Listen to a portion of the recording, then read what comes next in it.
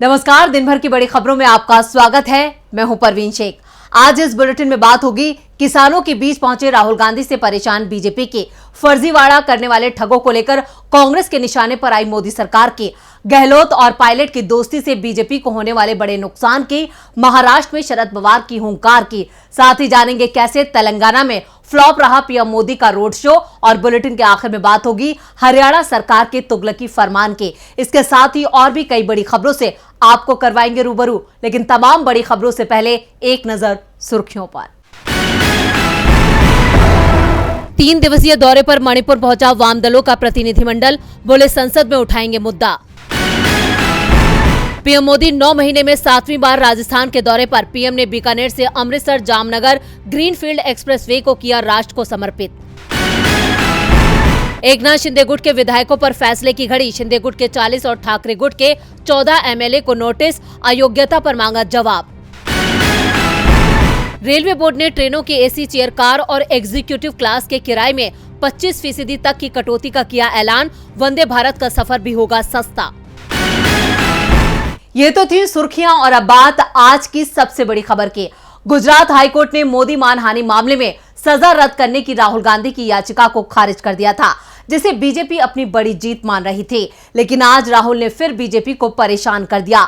राहुल आज हरियाणा के सोनीपत पहुंचे और किसानों के साथ धान बोते नजर आए।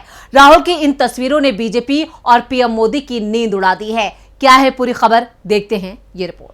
राहुल गांधी वो आंधी बन चुके हैं जो किसी के रोके नहीं रुकने वाली है। गुजरात हाईकोर्ट ने 7 जुलाई को अपने फैसले में मोदी मानहानि मामले में उनकी 2 साल की सजा बरकरार रखी है। अब उनकी संसद सदस्यता फिलहाल बहाल होती नजर नहीं आ रही है, लेकिन उसका गम न करते हुए आज सुबह राहुल गांधी अचानक हरियाणा के सोनीपत पहुंचे, जहां उन्होंने किसानों के साथ खेतों में धान की रोपाई की। उन्होंने ट्रैक्टर चलाकर खेत की जुताई भी की। इस दौरान किसानों और खेत मजदूरों के साथ खेती किसानी पर बातचीत भी की। राहुल ने किसानों के साथ बैठकर नाश्ता किया। कांग्रेस ने राहुल के इस अंदाज की तस्वीरें साझा करते हुए लिखा है, हरियाणा में किसानों के बीच पहुंचे जननायक राहुल गांधी। राहुल गांधी के इस अंदाज ने एक बार फिर देश के लोगों का दिल जीत लिया है। वहीं बीजेपी और पीएम मोदी को फिर से मुंह की खानी पड़ी है। राहुल गांधी पर दबाव बनाने की बीजेपी की हर साजिश नाकाम हो रही है। आपको बता दें कि राहुल गांधी आज दिल्ली से शिमला जा रहे थे। सुबह 6:40 पर वो सोनीपत पहुंचे, जहां उन्होंने मदीना गांव में किसानों को खेतों की जुताई रोपाई करते देखा तो अचानक अपनी गाड़ी रुकवा दी। इसके बाद वो किसानों के बीच खेत में पहुंच गए और उनके साथ धान रोपा। करीब 2 घंटे बाद 8:40 पर राहुल सोनीपत से शिमला के लिए रवाना हो गए। राहुल की तस्वीरों को साझा करते हुए यूथ कांग्रेस के अध्यक्ष बीबी श्रीनिवास ने लिखा है, हरियाणा के सोनीपत में जब किसानों के मन की बात जानने अचानक उनके खेत में पहुंचे राहुल गांधी जी। #भारत जोड़ो यात्रा जारी है। राहुल गांधी का अचानक हरियाणा पहुंचना पहली बार नहीं है। इससे पहले वो दिल्ली से शिमला जा रहे थे। इस दौरान उन्होंने अंबाला में काफिला रुकवाया। यहाँ से वो ट्रक में सवार होकर चंडीगढ़ तक गए। इसका पता तब चला जब कांग्रेस नेताओं ने इसके वीडियो और तस्वीरें साझा की। इस दौरान राहुल गांधी ने रास्ते में ट्रक ड्राइवरों से बात की, उनकी मुश्किलें जानी। कुछ दिन बाद राहुल गांधी ने ट्रक ड्राइवरों से बातचीत का वीडियो भी जारी किया था। राहुल गांधी ने एक बार फिर बीजेपी के मंसूबों पर पानी फेर दिया। मंसूबे तो कांग्रेस ने भी बीजेपी के फेल कर दिए हैं। आज कांग्रेस नेता पवन खेड़ा ने पीएमओ और बीजेपी पर ठगों को लेकर बड़ा हमला बोला। क्या है पूरी खबर, देखते हैं ये रिपोर्ट। कांग्रेस ने आज वंशवाद की राजनीति पर पीएम मोदी के लगातार हमलों का जवाब देते हुए करारा जवाब दिया है। कांग्रेस के मीडिया और प्रचार सेल के प्रमुख पवन खेड़ा ने कहा कि पीएम को राजनीति में परिवारों और वंशवाद के बारे में बात करना बंद कर देना चाहिए। पवन खेड़ा ने कहा कि बीजेपी राजनीतिक परिवारों के लोगों से भरी हुई है।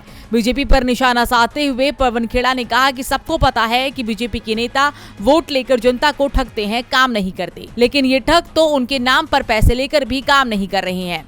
आज जो चारों तरफ ठग ऑफ हिंदुस्तान दिख रही हैं, असली पावरफुल कैबिनेट इन्हीं ठगों की है।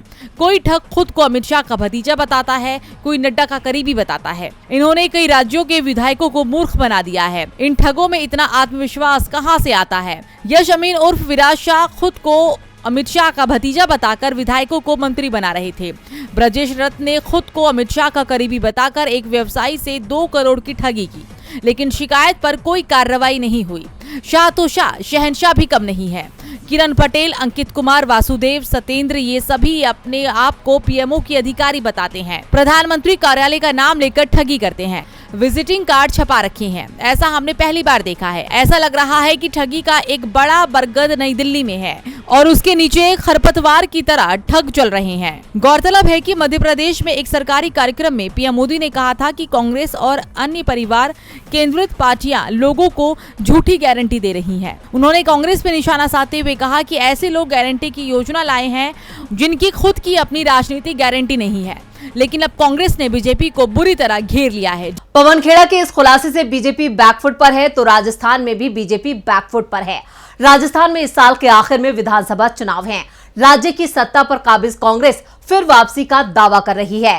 कांग्रेस ने चुनाव से पहले ही पार्टी में फूट को खत्म कर दिया है। पूर्वी राजस्थान में सचिन पायलट का दबदबा माना जाता है। ऐसे में पायलट को मनाकर कांग्रेस ने बीजेपी के सामने मुश्किलें खड़ी कर दी हैं। कयास लगाए जा रहे हैं कि बीजेपी को पायलट और गहलोत की दोस्ती से बड़ा नुकसान होने वाला है। विधानसभा चुनाव 2018 में बीजेपी का पूर्वी राजस्थान से सुपड़ा साफ हो गया था। 39 सीटों में से कांग्रेस ने 35 सीटों पर जीत हासिल की थी। बम्पर जीत की वजह सचिन पायलट माने गए थे, क्योंकि पूर्वी राजस्थान का सियासी समीकरण जातियों में उलझा हुआ है। दो प्रमुख जाति मीना गुर्जर को पायलट ने साथ लिया था, लेकिन पायलट को सीएम नहीं बनाने से गुर्जर वोटर्स नाराज हो गए। सियासी जानकारों का तर्क है कि सचिन पायलट का फिर से जुड़ाव कांग्रेस के लिए संजीवनी से कम नहीं है। दूसरी सबसे बड़ी जाति मीणा समुदाय परंपरागत तौर पर कांग्रेस का वोट बैंक माना जाता है। राजनीतिक विश्लेषज्ञों का मानना है कि पूर्वी राजस्थान में सियासी हवा बदल गई है। सचिन पायलट का प्रभाव सीधे तौर पर सवाई माधोपुर, जयपुर, अजमेर, भीलवाड़ा सहित विभिन्न जिलों के 40 निर्वाचन क्षेत्रों को प्रभावित करता है। इन निर्वाचन क्षेत्रों में बड़ी संख्या में गुर्जर मतदाता है, जो चुनाव के नतीजे तय करने की ताकत रखता है। गहलोत पायलट की सुलह से बीजेपी को काफी नुकसान हो सकता है। पायलट को विभिन्न समुदायों के लगभग 20 विधायकों का समर्थन हासिल है। ये समर्थक गुर्जर समुदाय के प्रभाव वाली 40 सीटों के अलावा 15 विधानसभा सीटों पर नतीजों को प्रभावित कर सकते हैं।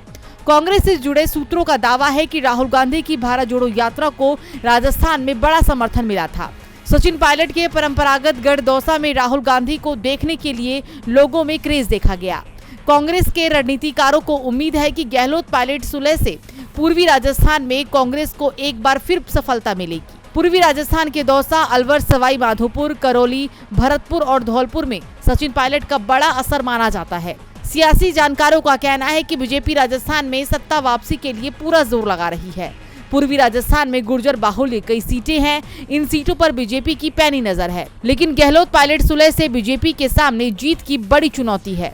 राजस्थान में कांग्रेस के दांव से बीजेपी पस्त है, वहीं महाराष्ट्र में शरद पवार के दांव से अजीत पवार पस्त है। शरद पवार ने भतीजे अजीत पवार को करारा जवाब देते हुए कहा, मेरी उम्र का मजाक बनाया गया, लेकिन मैं साफ कर दूं कि ना मैं थका हूं और ना रिटायर हो रहा हूं, मेरे में अभी आग बाकी है। तो क्या है उनके इस बयान के सियासी मायने, देखते हैं ये रिपोर्ट। महाराष्ट्र में चाचा भतीजे के बीच सियासी ड्रामा जारी है।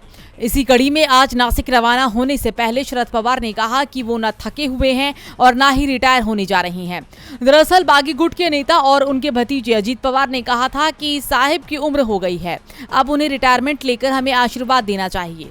तब शरद पवार ने ऐलान किया था कि वे फिर से पार्टी को राज्य में खड़ा करेंगे। एक और 82 साल के शरद पवार ने पार्टी को जमीनी स्तर से फिर खड़ा करने का अपना मिशन शुरू कर दिया है, तो वहीं दूसरी ओर शिंदे गुट में भी खलबली मची हुई है। उद्धव ठाकरे खेमे के नेता आदित्य ठाकरे ने मुख्यमंत्री शिंदे को लेकर सरकार में बड़े बदलाव की भविष्यवाणी की है।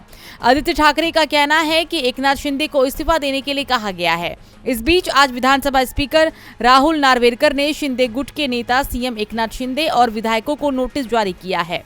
विधानसभा स्पीकर ने सभी से 7 दिनों के अंदर जवाब दाखिल करने को भी कहा है। वहीं प्रदेश में सियासी ड्रामा बीजेपी में भी अब होने की संभावना जताई जा रही है, क्योंकि कई दिनों से बीजेपी से नाराज चल रही पंकजा मुंडे ने 2 महीने के लिए राजनीति से ब्रेक ले लिया है। इस दौरान पंकजा मुंडे ने कहा कि एनसीपी से अजीत पवार गुट का भाजपा शिंदे गठबंधन सरकार में शामिल होना भाजपा को बड़ा नुकसान पहुंचाएगा। राज्य में भाजपा के कई विधायक हैं जो असंतुष्ट हैं और वो लोग बोलने से डर रहे हैं। शरद पवार के इन तेवरों से अजीत पवार के साथ साथ बीजेपी भी मुश्किल में दिख रही है। वहीं तेलंगाना में पीएम मोदी परेशान नजर आए।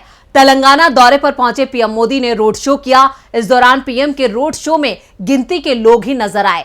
पीएम के रोड शो के दौरान भीड़ नदारद दिखी। पीएम के रोड शो के दौरान बीजेपी कार्यकर्ता ही नजर आए। वहीं जनसभा को संबोधित करते हुए पीएम मोदी ने राज्य की केसीआर सरकार पर जमकर निशाना साधा। क्या है पूरी खबर, देखते हैं ये रिपोर्ट। तेलंगाना में इस साल के आखिर में विधानसभा चुनाव है। इन चुनावों ने राज्य का सियासी पारा चढ़ा दिया है। तेलंगाना में मुख्य मुकाबला बीआरएस और कांग्रेस के बीच है। राज्य में कांग्रेस की मजबूती ने सीएम केसीआर की चिंता बढ़ा रखी है। वहीं बीजेपी अंदरूनी कलह से जूझ रही है। बीजेपी के अंदर मचे सियासी खींचतान के बीच आज पीएम मोदी ने तेलंगाना का दौरा किया। वारंगल में पीएम मोदी ने जनसभा को संबोधित करते हुए सीएम केसीआर पर निशाना साधा। पीएम ने कहा कि तेलंगाना में भ्रष्टाचार का जो खेल चल रहा है, इसका सबसे बड़ा नुकसान यहाँ के युवाओं को उठाना पड़ा है। Telangana state public service commission scam के बारे में कौन नहीं जानता। यहाँ की सरकार ने सरकारी नौकरियों को अपने नेताओं की तिजोरी भरने का माध्यम बना लिया है। पीएम ने परिवारवाद पर निशाना साधते हुए कहा कि कांग्रेस का भ्रष्टाचार पूरे देश ने देखा है। परिवारवादी बीआरएस का भ्रष्टाचार पूरा तेलंगाना देख रहा है। कांग्रेस हो या बीआरएस, दोनों ही तेलंगाना के लोगों के लिए घातक है। इन दोनों से ही तेलंगाना के लोगों को बचकर रहना है। तेलंगाना में पीएम ने रोड शो भी किया, जहां लोगों की भीड़ की जगह खाली सड़कें नजर आई। बीजेपी कार्यकर्ता ही सड़क के दोनों किनारे पर खड़े नजर आए, जिससे पीएम मोदी को काफी निराशा हुई है। इसके उलट खम्बा में राहुल गांधी की 2 जुलाई को हुई जनसभा में लोगों की जबरदस्त भीड़ देखी गई थी। उस जनसैलाब की तुलना में पीएम मोदी की आज की जनसभा और रोड शो से भीड़ गायब दिखी। वैसे तेलंगाना से सर्वे रिपोर्ट भी सामने आ रही है। उनके मुताबिक इस बार राज्य में केसीआर को कांग्रेस कड़ी टक्कर दे रही है। कर्नाटक में कांग्रेस की जीत का असर भी तेलंगाना चुनाव को प्रभावित कर सकता है। ऐसे में पीएम मोदी का जादू तेलंगाना में चलता नहीं दिख रहा है। तेलंगाना में पीएम मोदी का दौरा सुर्खियों में जरूर रहा, लेकिन इससे बीजेपी को क्या हासिल होता है ये देखना होगा। वहीं बंगाल में पंचायत चुनावों ने भी आज खूब सुर्खियां बटोरी। पश्चिम बंगाल में आज पंचायत चुनाव के लिए मतदान हुआ। मतदान के दौरान आज राज्य में लगातार टकराव की खबरें सामने आती रही। केंद्रीय सुरक्षा बलों की मौजूदगी में हुए मतदान से एक बार फिर राज्य की ममता सरकार सवालों में है, क्योंकि राज्य में एक बार फिर खूनी संघर्ष देखने को मिला। क्या है पूरी खबर, देखते हैं ये रिपोर्ट। पश्चिम बंगाल में पंचायत चुनाव के लिए आज 22 जिला परिषदों में करीब 928 सीटों के लिए 9,730 पंचायत समितियों और 63,229 ग्राम पंचायत सीटों के लिए लगभग 5 करोड़ 67 लाख लोगों ने वोट डाले। वोटों की गिनती 11 जुलाई को होगी। राज्य में कड़ी सुरक्षा के बीच पंचायत चुनाव हुए, लेकिन उसके बावजूद पूरे दिन टकराव की खबरें सामने आती रहीं। केंद्रीय सुरक्षा बलों की तैनाती के बाद भी अलग अलग इलाकों से संघर्ष की खबरें आईं। कई इलाकों से बूथ लूटने, बैलेट पेपर फाड़ने और बैलेट पेपर में आग लगाने की घटनाएं देखी गई। कूच बिहार के माधभंगा 1 ब्लॉक के हजाराहाट गांव में एक युवक बैलेट बॉक्स लेकर भाग गया। साउथ 24 परगना के भांगड़ ब्लॉक के जमीर गाची में इंडियन सेकुलर फ्रंट और टीएमसी कार्यकर्ताओं के बीच झड़प हो गई। यहां गांव के लोगों ने बताया कि टीएमसी के लोग थैले में भरकर बम लाए थे। टीएमसी कार्यकर्ता गांव के लोगों को डराकर वोट डलवा रहे थे। उन्होंने इतने बम फेंके कि 2 घंटे तक पोलिंग रुकी रही। कुछ बम मीडिया वालों की तरफ भी फेंके गए। फिलहाल यहां सेंट्रल फोर्स तैनात की गई है। पिछले 24 घंटों में चुनावी संघर्ष में 6 जिलों से 15 लोगों की जान जा चुकी है। मरने वालों में 8 टीएमसी कार्यकर्ता, 3 सीपीआईएम कार्यकर्ता, कांग्रेस, बीजेपी और आईएसएफ के एक कार्यकर्ता और एक निर्दलीय उम्मीदवार का पोलिंग एजेंट शामिल है। 9 जून से अब तक हिंसक घटनाओं में जान जाने वालों की संख्या 28 हो चुकी है। नंदीग्राम से बीजेपी विधायक शुभेंदु अधिकारी ने कहा, बंगाल जल रहा है, केंद्र को यहां राष्ट्रपति शासन लगाना चाहिए। पंचायती चुनाव के दौरान हुए टकराव को लेकर कांग्रेस नेता अधीर रंजन चौधरी ने बड़ा आरोप लगाया। उन्होंने कहा कि इस चुनाव में मोदी और ममता दोनों मिले हुए हैं। बंगाल पंचायत चुनाव में आज दिन भर टकराव हुआ और नेताओं के बीच जुबानी जंग देखने को मिली। और बुलेटिन के आखिर में बात हरियाणा सरकार के तुगलकी फरमान की। राज्यसभा सांसद और कांग्रेस के वरिष्ठ नेता रणदीप सिंह सुरजेवाला ने एक बार फिर मुख्यमंत्री मनोहर लाल खट्टर पर जोरदार निशाना साधा है। फॉरेस्ट रेंज और डिप्टी फॉरेस्ट रेंज की भर्ती में लड़कियों की छाती मापने को लेकर सुरजेवाला ने सीएम खट्टर को घेरा है। तो क्या कहा है सुरजेवाला ने, देखते हैं ये रिपोर्ट। हरियाणा का सियासी पारा उस वक्त गर्मा गया जब कांग्रेस नेता रणदीप सुरजेवाला ने ट्वीट करके हरियाणा की खट्टर सरकार पर बेटियों के साथ गलत व्यवहार करने का आरोप लगाया। सुरजेवाला ने ट्वीट करके लिखा, खट्टर सरकार का नया तुगलकी फरमान, अब हरियाणा की बेटियों की छातियां मापेंगे। फॉरेस्ट रेंज व डिप्टी फॉरेस्ट रेंज की भर्ती के लिए 7 जुलाई 2023 को बकायदा नोटिस जारी कर कहा है कि इन दोनों पोस्ट के लिए उम्मीदवार युवतियों महिलाओं का अनएक्सपेक्टेड चेस्ट 74 सेंटीमीटर व एक्सपेक्टेड चेस्ट 79 सेंटीमीटर होनी चाहिए। क्या खट्टर जी दुष्यंत चौटाला जानते नहीं कि हरियाणा में महिला पुलिस कांस्टेबल व महिला एसआई पुलिस की भर्ती में भी उम्मीदवार युवतियों की छाती नहीं मापी जाती? क्या खट्टर जी दुष्यंत चौटाला जानते नहीं कि सेंट्रल पुलिस ऑर्गेनाइजेशन में भी महिलाओं की छाती मापने का कोई मापदंड नहीं? फिर हरियाणा की बेटियों को अपमानित करने के लिए फॉरेस्ट रेंजर व डिप्टी रेंजर की भर्ती में ये क्रूरतापूर्ण, बचकाना व बेवकूफाना शर्त क्यों? हमारी मांग है कि खट्टर साहब फौरन हरियाणा की बेटियों से माफी मांगे तथा ये शर्त वापस लें। #CET की खामियां दूर किए बगैर व रिवाइज रिजल्ट निकाले बगैर व सभी CET क्वालिफाइड बच्चों को मौका दिए बगैर ये पूरी प्रक्रिया को रोकना चाहिए। इसे आप हरियाणा के युवाओं की चेतावनी माने। आपको बता दें कि हरियाणा की CET में पास 4 गुना अभ्यर्थियों को साक्षात्कार के लिए बुलाए जाने को लेकर भी कांग्रेस ने खट्टर सरकार को घेरा था, जिसके बाद सरकार ने 8 गुना उम्मीदवार बुलाए जाने की घोषणा की, जिस पर सुरजेवाला ने सरकार पर निशाना साधते हुए कहा था कि झुकती है सरकारें, झुकाने वाले चाहिए। वहीं फॉरेस्ट रेंजर और डिप्टी रेंजर पोस्ट के लिए महिलाओं की छाती मापने को सुरजेवाला ने निर्लज, अपमानजनक, संवेदनहीन और संस्कारहीन आदेश बताया है। उन्होंने इस आदेश को वापस लेने और बेटियों से माफी मांगने की बात कही है। तो आज इस बुलेटिन में इतना ही। देखते रहिए DB लाइव। नमस्कार।